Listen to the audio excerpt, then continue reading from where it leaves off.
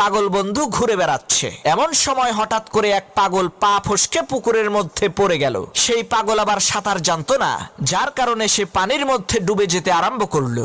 নিজের বন্ধুকে ডুবে যেতে দেখে দ্বিতীয় পাগল সাথে সাথে পানির মধ্যে ঝাঁপ দিয়ে অনেক কষ্ট করে ডুবে যাওয়া পাগল বন্ধুকে উদ্ধার করলো। এই খবর যখন মেন্টাল হসপিটালের কর্তৃপক্ষের কাছে পৌঁছালো, তখন তারা আশ্চর্য হয়ে বলতে লাগলো, আরে এই পাগল তো একেবারে সুস্থ হয়ে গেছে। তাকে চিরতরে পাগলাগারদ থেকে মুক্ত করে দেওয়ার জন্য কর্তৃপক্ষের লোকজন তাকে ডেকে এনে বলতে লাগলো, ভাই তোমার জন্য একটা সুসংবাদ আছে আর একটা দুঃসংবাদ আছে। সুসংবাদটা হচ্ছে এই, তোমাকে আজকে চিরতরে পাগলাগারদ থেকে মুক্ত করে দেয়া হবে, কারণ তুমি তোমার বন্ধুর জান বাঁচানোর জন্য যা করছো এ থেকে প্রমাণ হয় তুমি একেবারে সুস্থ স্বাভাবিক, তোমার মাথায় কোনো সমস্যা নাই। আর দুঃসংবাদটা হলো এই, তোমার বন্ধুকে তুমি পানি থেকে উদ্ধার করার কিছুক্ষণ পরেই সে ফাঁসি নিয়ে আত্মহত্যা করেছে।